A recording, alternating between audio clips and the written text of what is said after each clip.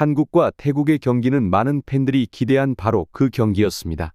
하지만 팬들이 우려했던 바와 같이 현실이 되었습니다. 볼 점유율이 70% 이상이고 슈팅 횟수가 25대 60에 달함에도 불구하고 경기는 1-1로 끝났습니다. 그럼에도 불구하고 이런 경기에서도 손흥민 대장의 인상적인 움직임을 볼 수 있었습니다.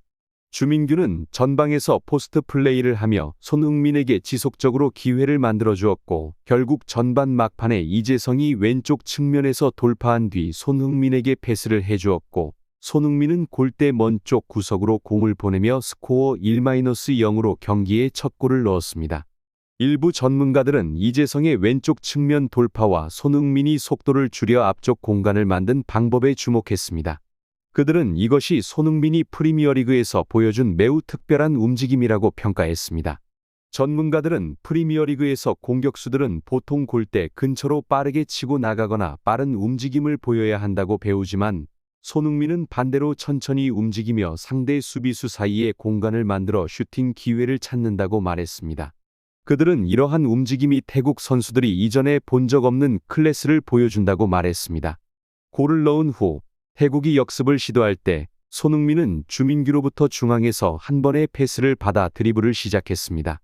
몇몇 전문가들은 주민규와 손흥민 사이의 조화가 주민규와 조규성 사이의 조화보다 훨씬 더 우수하다고 평가하며 손흥민이 볼을 중앙으로 이끌 때 주민규가 손흥민의 플레이를 방해하지 않고 오히려 길을 열어주었다고 말했습니다. 이 덕분에 손흥민은 상대 골대에 최대한 빠르게 접근할 수 있었고 태국 선수들 역시 빠르기는 하지만 세계 최고 수준의 가속력을 가진 손흥민을 따라잡을 수 없었습니다. 전문가들은 태국 선수들이 손흥민을 쫓아가는 동안 볼이 없다는 사실에 주목해야 한다고 지적했습니다. 한 태국 선수는 속도를 따라잡을 수 없어 포기했고 다른 선수도 따라잡으려 시도했지만 결국 포기했습니다. 이 두 선수 모두 볼이 없는 상태에서 손흥민을 따라잡을 수 없었습니다. 손흥민의 왼쪽과 중앙 사이를 이동하며 상대 방어선을 뚫는 시도는 세계 수준의 드리블 능력을 보여주는 것으로 평가되었고 프리미어리그에서조차 이런 식으로 볼을 운반하며 속도를 유지하는 선수는 드뭅니다. 전문가들은 태국 선수들이 손흥민의 방어선 돌파 시도를 저지하는 것을 포기한 것은 그만한 이유가 있다고 강조했습니다. 후반 53분경 한국은 태국의 역습을 견디지 못하고 골을 내주었고 경기는 금방 1-1로 동점이 되었습니다. 이후 태국은 방어적으로 전환하여 원정에서 한 점을 따내려는 전략을 취했습니다. 이 상황에서 황선홍 감독의 놀라운 교체 결정으로 모든 팬들이 경악을 금치 못했습니다. 축구 전문가들은 감독의 교체 결정이 이 경기의 가장 큰 실수 중 하나였다고 평가합니다. 구체적으로 한국은 새로운 스트라이커 주민규를 투입하고 그와 함께 경기를 시작하여 손흥민과의 협업 능력을 강화했습니다. 주민규는 후방에서 상대를 향해 플레이하며 손흥민에게 시야를 넓혀주었습니다. 그러나 하프타임 이후 곧바로 주민규가 교체되고 홍현석이 투입된 결정은 많은 시청자들에게 혼란을 주었습니다. 더욱이 임시 감독 아래 국가대표팀의 실적이 일관성 없고 어느 정도 모호하게 나타났습니다는 점이 주목됩니다. 특히 경기는 거의 왼쪽 측면에서만 진행되었습니다. 정우영 대신 이강인이 투입되었을 때 처음에는 오른쪽 측면에 배치되었지만 이강인은 공이 자신에게 오지 않자 적극적으로 왼쪽으로 이동했습니다.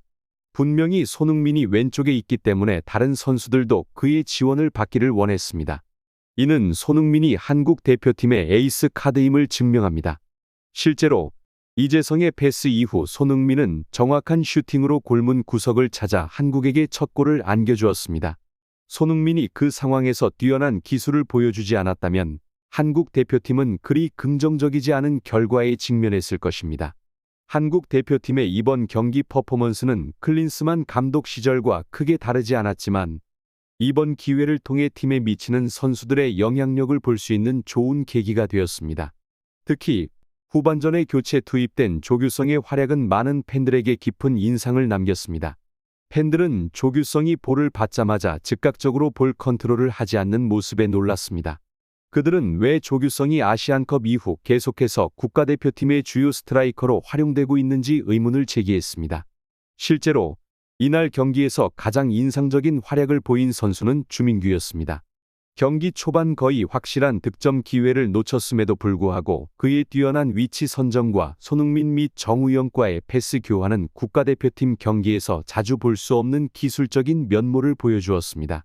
팬들은 이러한 플레이에 열광하며 한국 축구가 올바른 방향으로 나아가고 있다고 느꼈습니다. 주민규는 K리그에서 3시즌 동안 50골을 넣으며 득점왕에 올랐고 33세의 나이에 국가대표팀에 늦게 합류한 것에 대한 아쉬움을 팬들과 함께 나눴습니다.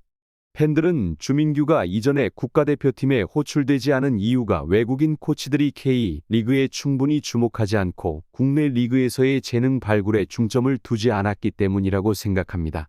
그러나 황선홍 감독은 주민규와 이재성을 홍현석과 조규성으로 교체하며 조규성을 측면에 배치하고 그를 통해 지속적으로 크로스를 올리는 포스트 플레이 전략을 사용하기로 결정해 팬들을 놀라게 했습니다.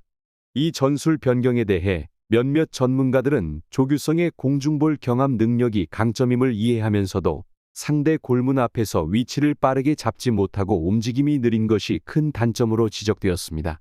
그들은 조규성이 복잡한 플레이에 참여하지 못하고 아시아 대회에서 효과적이지 못할 선수로 평가하며 삼류 선수라고까지 비판했습니다. 손흥민을 뒤로 물리고 조규성을 주요 스트라이커로 전진시킨 결정에 대해 강한 비판을 제기했습니다. 일부 전문가들은 조규성이 골 앞에서 중요한 기회를 놓친 것에 대해 팬들 사이에서 큰 실망감을 일으켰으며 이해할 수 없다는 반응을 보였습니다. 경기가 1-1로 끝나고 나서 온라인은 황선홍 감독의 단순한 전술이라면 누구나 국가대표팀 감독이 될 수 있다며 비난하는 팬들의 분노로 가득 찼고 황선홍이 다시는 국가대표팀을 이끌어서는 안 된다는 요구가 쏟아졌습니다. 경기가 진행되는 동안 팬들은 열정적으로 응원했지만 경기가 끝난 후에야 자신들의 불만을 표현하기 시작했습니다. 그들은 경기 중 선수들의 심리에 영향을 주지 않기 위해 경기 도중에는 자제했지만 모든 것이 끝난 후에는 한국축구협회에 대한 비판의 목소리를 높였습니다. 이러한 행동은 해외에서도 주목을 받으며 한국인들의 성숙하고 조직적인 시위 방식에 대한 존경과 감탄을 받았습니다. 한국 대표팀은 다음 주 화요일에 태국과의 원정 경기를 앞두고 있습니다. 임시 감독 황선홍이 만약 다시 조규성을 사용하고 경기에서 좋은 결과를 얻지 못한다면 이는 팬들의 강한 반발을 불러일으킬 수 있습니다. 오늘의 소식은 여기까지입니다.